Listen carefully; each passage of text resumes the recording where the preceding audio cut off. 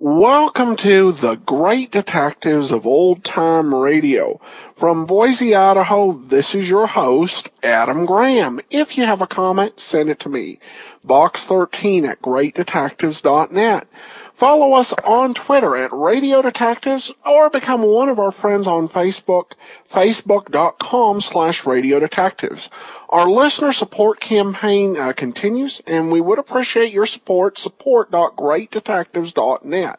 All listener donations of $7 or more receive access to the premium site. In addition, during our listener support campaign, anyone who gives a donation of $20 or more will receive their choice of either All I Needed to Know I Learned from Columbo or one of my superhero comedy novel ebooks for free, as well as an additional thank you gift of your choice. Among the options available are some audiobooks that we can send at the $20 level. And I have those same three books available as audiobooks, so you could get Tales of the Dim Night as your ebook, and then we'd send you Fly Another Day as an audiobook would be an option.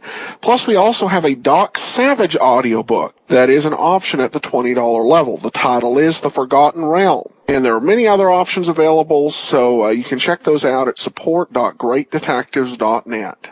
And we'll also send you any Nero Wolfe audiobook for a donation of $100 or more. All right, well, now it's time for today's episode of the Casebook of Gregory Hood, the Derringer Society. Petri Wine brings you Casebook of Gregory Hood.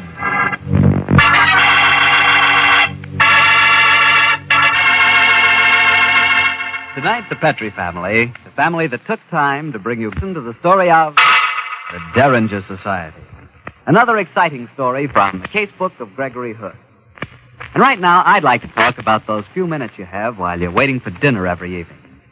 That's the perfect time for a glass of Petri California Sherry. It's the best beginning a good meal ever had. You really feel like you're enjoying the good things of life when you take time for a glass of Petri Sherry. Hold that glass of sherry to the light. Look at it.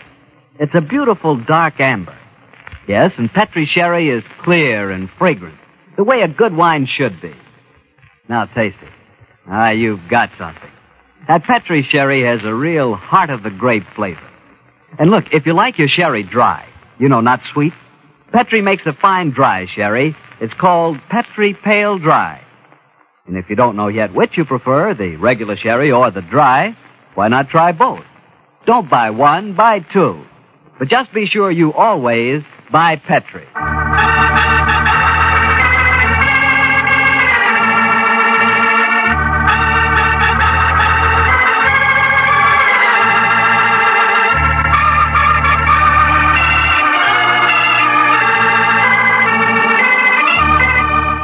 Well, it's Monday night in San Francisco, and we have a date with Gregory Hood and his friend and attorney, Sanderson Taylor. Tonight's rendezvous is at that delectable backwater, the Happy Valley Room at the famous Palace Hotel. Let's keep our date, shall we? Harry Bartell, how are you? Hello, Gregory. Evening, Mr. Taylor. Good evening, Harry. We just ordered a glass of sherry. You'll join us, of course. Thanks, Greg. Be very nice. Make that 3 sherries, Carl. Yes, Mr. Hood. Well, gentlemen, which stories have you selected from the casebook for tonight's episode? A quite remarkable case that we filed under the heading of the Derringer Society. Well, it sounds exciting, but what is the Derringer Society? Well, surely you remember those wonderful early semi-scientific yarns about Dr. Derringer, don't you? Yes, I do, Greg, now that you mention it. Sort of Jules Verne stories, weren't they? Yes, and if you reread them, Harry, you'll realize that they predict just about everything from rockets to the atomic bomb. You're both members of the Derringer Society, I take it. Oh, certainly. In fact, Gregory is the president. Greg, I'm always learning something new about you. Oh, I've been a Derringer fan for a great many years, Harry, so it was only natural that I rounded up a few old cronies here who were equally interested and formed a society. We meet from time to time in a private room in Solaris, in Maiden Lane. On the particular occasion I'm talking about, the evening started out very quietly with an excellent dinner, fine wine, and lots of good talk about the famous Dr. Derringer. And then I rose to introduce the guest of honor.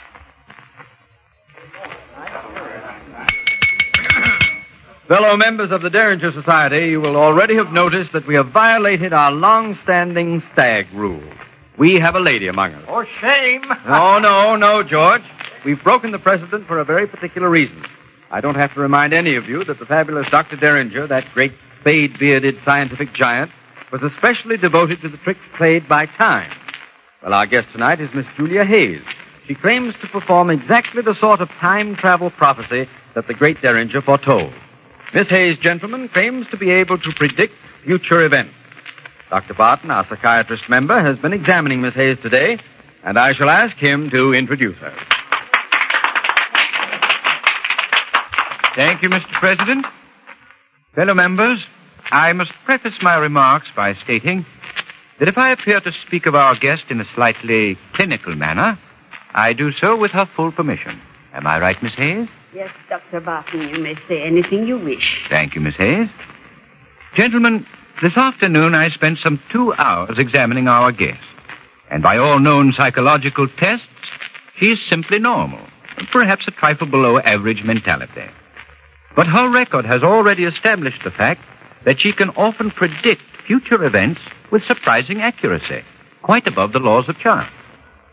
And now, gentlemen, Miss Hayes will be quite willing to answer any question. Yes, Sandy Taylor, I think yours was the first hand. Miss Hayes, may I ask you any outstanding events that you predicted in the past? On May the 4th, 1937, I predicted that 2 days later the German airship Hindenburg would be destroyed. I predicted the death of both Mussolini and his son-in-law Canciano. I was right as to both date and time. I am seldom wrong. Miss Hayes, how do you explain your unusual ability? I cannot explain it. It is beyond my understanding. It is a gift. When I let my mind go blank, I can see into the future. Miss Hayes, can you tell me what horse is going to win the second race at Arlington tomorrow? Mr. Chester, Miss Hayes is our guest. Oh, sorry, Hood. I beg your pardon, Miss Hayes. I was just being facetious. Now, let me ask you a serious question. Are you able to see into the future at will? Yes. If I make my mind a blank, I can usually see into the immediate future. Would you consider making a prediction for us now? I will try. I can promise nothing, but I will try. Monday. It is Monday at 8:15. I see the future, but not far ahead. This same night, 3 hours from now, at 11:15 tonight, I see a small man, a bald man with glasses. His name is Chester. Now, look, Miss Hayes, the joke's a joke. Quiet, Mr. Chester. Don't spoil it. She's still talking. Tonight, Mr. Chester, at exactly 11:15, you will be murdered.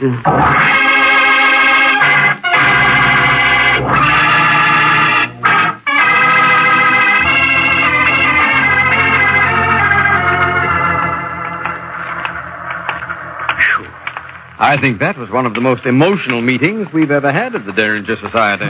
It certainly broke up in a hurry when she predicted the murder of Chester. Yes.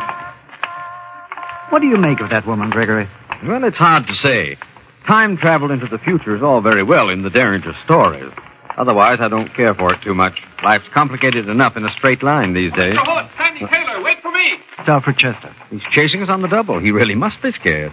Well, I'm glad I caught you fellas before you left. What's wrong, Mr. Chester? Are you taking that prediction seriously? Well, it sounded to me more like a threat than a prediction. My reason tells me it's foolish to take the thing seriously, and yet, after all, I did make that stupid remark about the horse races. She's a weird woman. She may have some odd powers that we know nothing about. What do you fellas think I ought to do? Get the police, perhaps? No, I think it'd be a little hard to convince them that you were in danger. Yes. It's 11:15 now. Would you like me to come home with you until after her 11:15 deadline has passed? Oh, no, Hood. I won't bother you. I'm probably being extremely stupid. Well, thanks for this little talk. I feel a lot better. Good night. Good night, Mr. Chester. Good night. Really is frightened, isn't he, Gregory? Badly. Ah, well, Sandy, I don't think we need to take the business very seriously. Of course not. Just the same, I have a feeling that Mr. Alfred Chester may not sleep too easily tonight.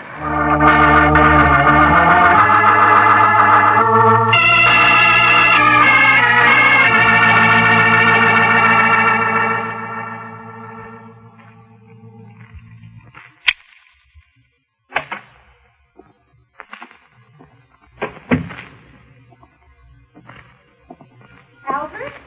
Is that you, Alfred, dear? Yes, dear, it's me. Are you in bed? Yes, I've been reading.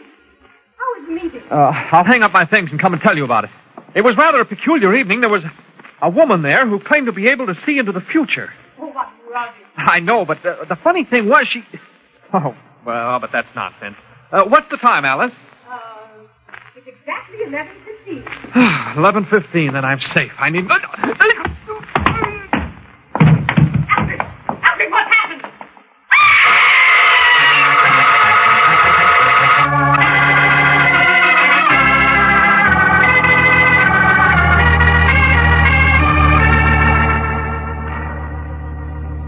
The top of the morning to you, Stan. Hello, Lieutenant Silvers. Good morning.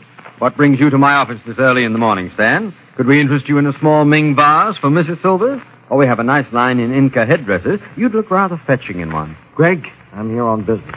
You saw Alfred Chester last night, didn't you? Sure, we both did. Why? Well, late last night, he was murdered. He was... What time, Stan? His wife says it was exactly 11:15. Great God. Then the prediction came true. What prediction are you talking about, Mr. Taylor? Chester attended a meeting of the Derringer Society last night. A woman by the name of Julia Hayes went into a sort of trance. Predicted Chester would be murdered at exactly 11:15. Then that's a woman I've got to talk to. We'll all go and talk to her, Stan, but before we do, there's one thing I'd like to know. How was the murder committed? Chester was stabbed from behind by a medium-sized right-handed person. No fingerprints, no clue. Who are you calling, Gregory? Barton. He can tell us where Julia Hayes can be found. Get me Dr. Barton's office, please. Yes, Mr. Hood. Dr. Barton. I know him. He's a psychiatrist, isn't he? That's the man. He brought Julia Hayes to our meeting last night. Here's Dr. Barton, Mr. Hood. Oh, thanks. Dr. Barton? Yes? This is Gregory Hood. Oh, yes, Greg. Can you tell me where I can get in touch with Julia Hayes? Well, she's here in my office now. And I found out something very interesting about her, Gregory. So have I, Barton. Please keep her there until we arrive.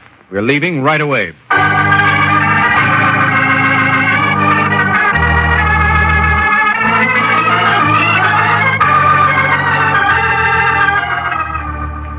I've been examining Miss Hayes again this morning, gentlemen, and I've uncovered a very interesting fact. Miss Hayes was left-handed in her childhood, but she's been forcibly trained into right-handedness since.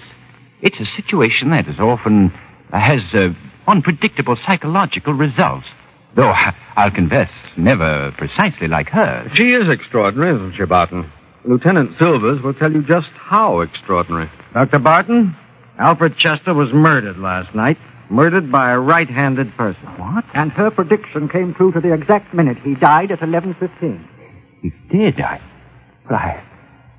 don't know what to say. One thing I can assure you, gentlemen, Miss Hayes did not commit the crime herself. How do you know? Because I brought her back here after the meeting last night. I was working with her until 12:30. Where's Miss Hayes now? In the other room. You want to talk to her? Yes, Dr. Barton, I certainly do. I'll call her in. Come in, please, Miss Hayes. Yes, Doctor. These gentlemen want to ask you a few questions. What questions? I understand you predicted the murder of Mr. Alfred Chester last night. Yes. It happened, of course. Yes. I knew it would. How do you account for the fact that you predicted it 3 hours before it happened? I cannot account for it. It is a gift that I cannot explain. I can see things in the immediate future. I can tell you what is to happen today before the day is out. I can tell you... Her mind is blanking out again. What can you tell us, Miss Hayes? I see a large man, a red-faced man. His name is Felton. That's George Felton, another member of the Derringer Society. What do you see, Miss Hayes? He will die tonight. He, too, will be murdered. The heck he will. This is one murder that isn't going to take place.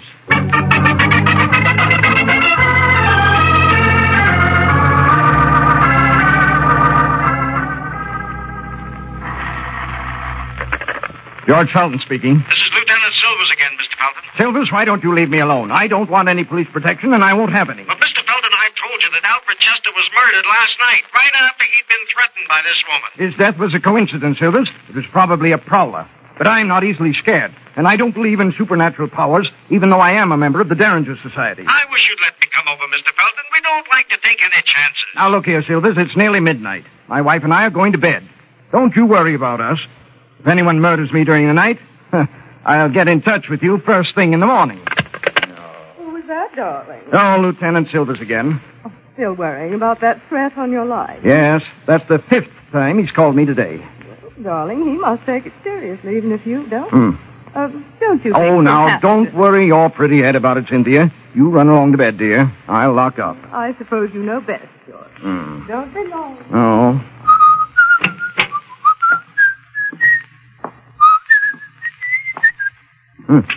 What's that? I heard something.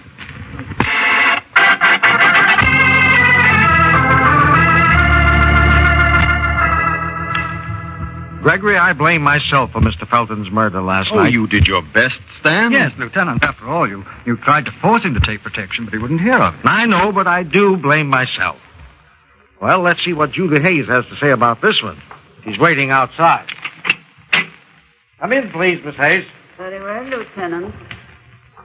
Now, Miss Hayes, I want to know how you knew this latest murder was going to take place. I cannot tell you how I knew. It is just that when my mind is a blank, I have the ability to see into the future. Now, look, Miss Hayes, I'm a plain, straightforward police officer. One coincidence I can take, but not two. And I can't write on the police report that you knew about the murder because you can see into the future, you know. Why not tell me the truth? I am telling the truth. Oh, Gregory, see if you can get anything out of her. Miss Hayes, What is it? I understand about your being able to travel into the future, but surely you must be able to remember more about what you saw when you had that vision. Try and think back, will you? Think back. Back? No, I can only see forward. Forward. Scott, my mind's blanking out again. I see another death in the immediate future. Sudden death. The man is tall and dark. His name is Hood. Gregory Hood.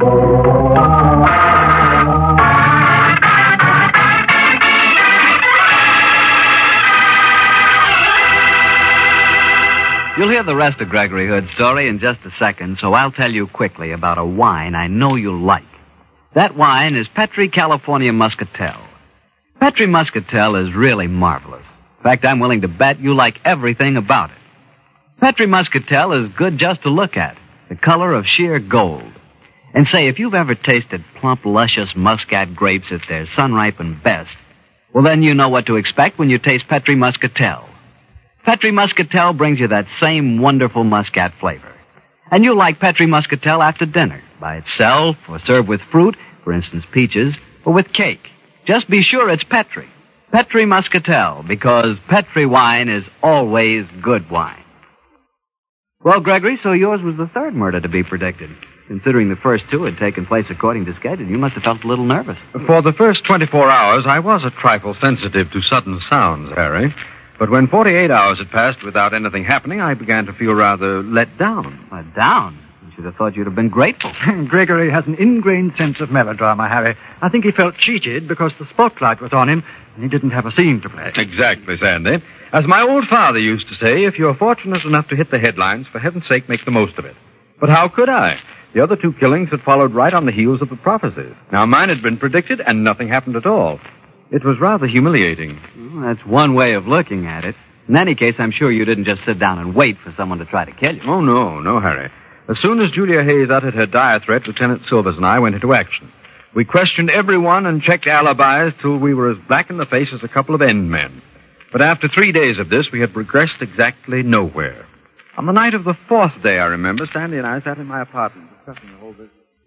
Gregory, while you and Lieutenant Silvers have been doing the legwork, I've been doing some serious thinking. Splendid, Sandy. What conclusions did you arrive at? I think there's only one answer to this case. And that answer is? Dr. Barton's a psychiatrist. Julia Hayes is slightly subnormal. I wouldn't mind giving you odds that he hypnotized her into performing the 2 murders. She'd be an easy hypnotic victim. I'd thought of that possibility. Have you figured out his motive? No, but I'll skip that for the moment. One thing we do know. He had the opportunity. He was the only person who was alone with the woman for any length of time between her arrival in San Francisco and her first prophecy at our meeting. Very true. And I think I could provide your missing motive, Sandy. We've checked on Dr. Barton thoroughly. The wife of George Felton, the second man murdered, was a patient of Barton's. She was also a beautiful woman, no doubt is now a very rich one. I've gleaned rumors that her relationship with Barton was a little more cozy than that which usually exists between doctor and patient. In that case, how would you account for the first murder, the stabbing of Alfred Chester? Well, that could have been a blind to establish a pattern and conceal the motive. Well, if that were the case, your death would be necessary also. True. Darn it, Sandy, this is all supposition. We haven't a real lead to follow. There's one thing I will settle, though. Who are you calling? Dr. Howell is staying at the Fairmont. He's probably the greatest psychiatrist in the country. Dr. Eustace Howell, please. Well, what can he settle? Whether Julia Hayes could have been hypnotized into committing murder. Excuse me. Dr. Howell, this is Gregory Hood. I'm fine, thanks. Yes, I'd like to. In the meanwhile, do you mind if I pick your brains? Yes. Here's my problem. Is it possible to hypnotize an individual to commit a criminal act against his will? Thanks. I thought so. I'm much obliged to you. I'll call you in a day or two. Goodbye. Can't be done, huh? No. He says the answer is an unqualified no. Well, I'm going to accelerate my own murder. Just tell me what flowers you like first. I'm very fond of Transvaal daisies, Sandy, but don't worry about my funeral. Yes. Lieutenant Silvers, please. Who can play at this game, Sandy? Oh, Stan? This is Greg Hood. No more leads, but I have got a brainwave. Pick up Julia Hayes and bring her up to the apartment as soon as you can. Yes, we'll be waiting for you.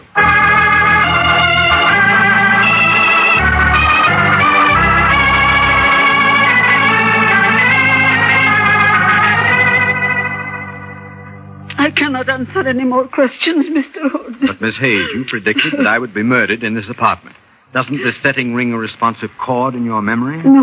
No, it does not. Your other prophecies came true. What happened to this one? I do not know. I cannot explain it. Perhaps you've lost your mysterious power, Miss Hayes. Oh, perhaps you never had it. Perhaps you made the whole thing up. Why not admit you're a murderess who poses as a prophet? I am no murderess. I can see the future, or I could. Something has happened to me. You never could see the future, and you never will. But I'll tell you your future, Miss Hayes, if you don't tell us the truth. You'll end up in the gas chamber, and I don't have to be a clairvoyant to know that. Stop talking like that. Leave me alone. I won't stay here. Come back! No, Stan. Let her go. I'll tail her, though, Greg. Good idea. She's upset. She might show her hand. I'll be back later. Well, we're still no nearer the solution, Gregory. I don't know. I swear there's still hypnotism in it somewhere. I have a hunch that Julia Hayes isn't conscious of it. That alibi of hers for the first killing might be a true one at that. Hello? Gregory, this is Dr. Barton. Yes, Barton? I have rather a serious confession to make to you. I lied to the police. About what? In saying that Julia Hayes was with me at the time of the first murder. She wasn't. Why did you lie? Well, the woman seemed such a unique psychiatric study, I wanted to complete my examination before the police nabbed her. Now I've finished my research with her. You can tell the police they can pick her up. Tell them yourself, Barton, and I wish you the worst of luck in explaining it to them. There's a man that danced at his father's wedding. What did he say, Gregory? He dynamited Julia Hayes' alibi for the first murder. But in doing so, I'm pretty certain he's put the finger on himself. Dr. Howell, please. Sandy, I think we're on the right track at last. I certainly hope so. Dr. Howell, this is Greg Hood again. I want just one more piece of information, please. Can a post-hypnotic suggestion include persuading the patient that he was never hypnotized at all? It can? Thank you, Doctor. I'm immensely obliged to you. There's our answer, Sandy. When Barton demolished the woman's alibi, he also demolished his own. Then he did hypnotize her? Sure. Then he planted the apparent prophecies in her mind. After she'd made them public, he committed the murders himself. I get it. And he thought that when he scuttled Julia Hayes' alibi, we'd think she'd try to make her own predictions come true. That's it, Sandy. Fortunately for us, he's outsmarted himself and walked into his own trap. We've got him. Who's that? Is that you, Stan? What? Who turned off the light? Oh, no, you don't. Gregory! Gregory, where are you? What's happening? Trying to get at the light switch. Look out, Sandy. He's got a knife. Strike a match. Okay, Gregory. Hey, Gregory. Why are the lights off? What's going on? Watch out, Stan. The killer's here. He's got a knife. She's got a knife. It's Julia Hayes. She got away from me, but I trailed her back here. But it can't be. Oh, here's the light switch. It is Julia Hayes, Gregory. You've got your cold, Miss Hayes. Knife's in your hand and all. Well, what have you got to say for yourself? I'm sorry I did not kill you, Mr. Hood. Well, that's very friendly of you, Miss Hayes, but I'm completely confused. Well, so am I, Gregory. You just finished proving to me that she couldn't be the killer. Well, I don't know what more evidence you want, Greg. The knife's in her hand, and she admits she wished she'd killed you. Yes, I admit it. You all made fun of me. You did not believe in my gift. If you had died, then all my predictions would have come true. But I am no murderess. Of course you aren't, Miss Hayes. What are you talking about, Gregory? But don't you see? She's holding the knife in her left hand. There's the answer. Come on, Lieutenant. Let's go over and see Dr. Barton as fast as the squad car can get us there.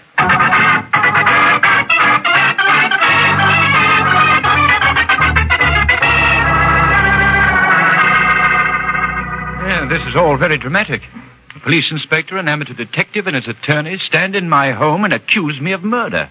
Is this some form of practical joke? If you think it is, you must have a very warped sense of humor. I don't think the judge will find it funny, Dr. Barton. And I know that your attorney won't. But this is ridiculous. You're suggesting that I hypnotized Julia Hayes into making murder prophecies, and then that I carried out the murders myself? To coin a phrase, yes. But, my dear Hood, you've just admitted that she attacked you tonight. Yes, you suggested the idea.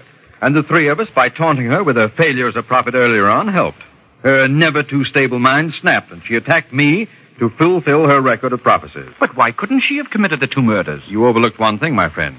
You didn't know that under strong emotion, she reverts to her childhood left-handedness. She attacked me tonight with her left hand. The murders were committed by a right-handed person. Want to argue any more? I'd like to know what you think my motive was, Hood. Oh, that's easy. Mrs. Felton, the widow of your second victim, broke down half an hour ago and spilled quite a few beans. She did? I mean, yes, she did. So, Cynthia's been talking. Let her come with me, Doctor. Very well, Lieutenant. I should prefer not to talk anymore till I've seen my attorney. Good night, gentlemen. See you in court, Barton. Gregory, you tell the most convincing lies. That story about Mrs. Felton talking, how can you do it? Oh, it takes years of training. My old father always used to say that if you couldn't think of a really convincing truth when you wanted to make a good point, then tell a thumping great lie. You're a chip off the old block. Sandy, I'm worried. Conscience bothering you? Mm-mm. I'm thinking about the Derringer Society. What about it, Gregory? Well, Sandy, brood about it. With two of our society murdered and a third headed for the gas chamber, we can certainly use some new members.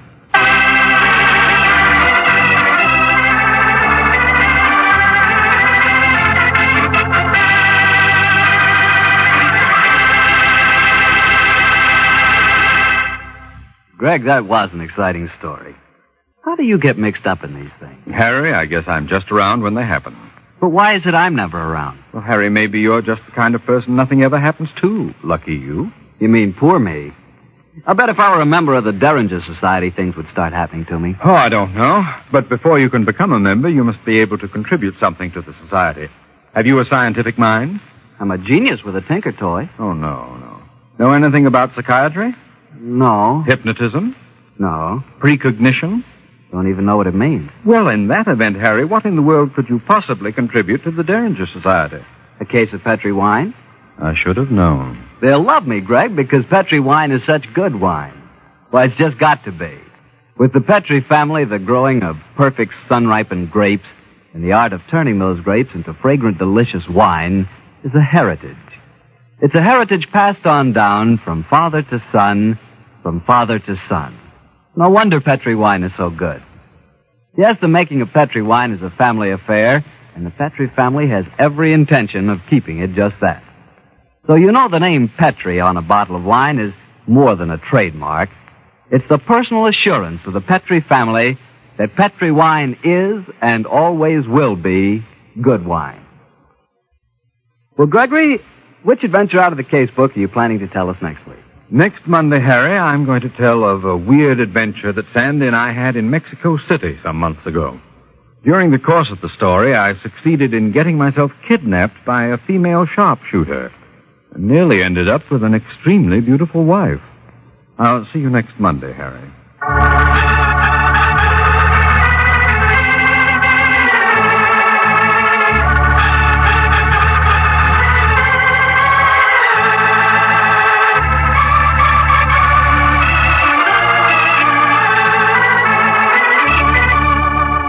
The Casebook of Gregory Hood is written by Dennis Green and Anthony Boucher. Original music composed and played by Dean Fostler. Gail Gordon plays the part of Gregory Hood, and Sanderson Taylor is played by Carl Harbert.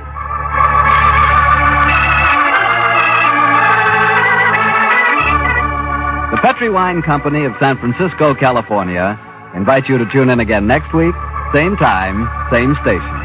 The Casebook of Gregory Hood comes to you from our Hollywood studio. This is Harry Bartell saying goodnight for the Petri family.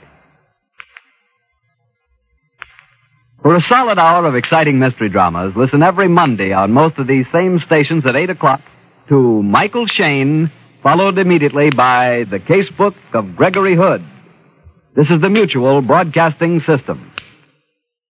Welcome back. Another great story, and I love how they really just confuse things towards the end. It seemed like within the last 5 minutes, they changed between the psychiatrist and the quote-unquote prophet something like 3 times. And again, this is just a great series, and I definitely wish there were more episodes. And I wish they could keep a Sanderson Taylor. We have a new actor with playing Sanderson Taylor. Sounds kind of British. Carl Harburg. Actually, beyond the Casebook of Gregory Hood, he appeared in one episode of Dark Venture, and then several episodes of Whitehall 1212, which was a series about the Black Museum in Scotland Yard,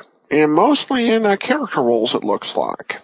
All right, well, now we turn to listener comments and feedback, and received just a nice note from Hugh, who says, I so enjoy your rich selection of thrilling radio adventure.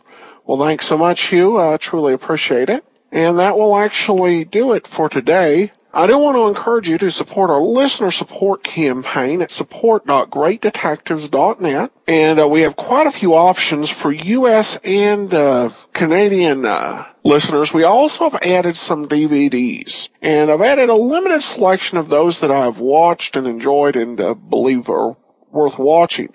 Among them, we have Casablanca. That's available for donations of $50 or more.